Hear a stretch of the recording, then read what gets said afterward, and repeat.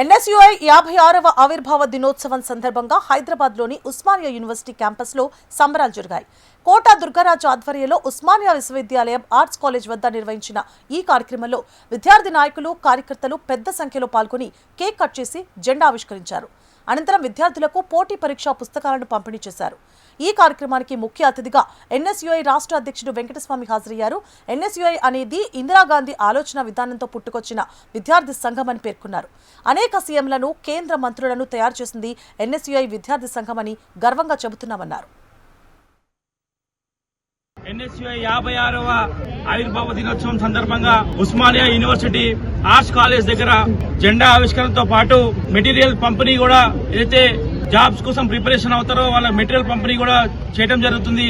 ఈ యొక్క కార్యక్రమాన్ని మన కోట దుర్గారాజు గారు అయితే ఎన్ఎస్యుఐ నేషనల్ కోఆర్డినేటర్ గా ఉన్నారో వారి సమక్షంలో మంచి కార్యక్రమాన్ని ఎన్ఎస్యుఐ ఫార్మేషన్ డే రోజు తీసుకోవడం జరిగింది.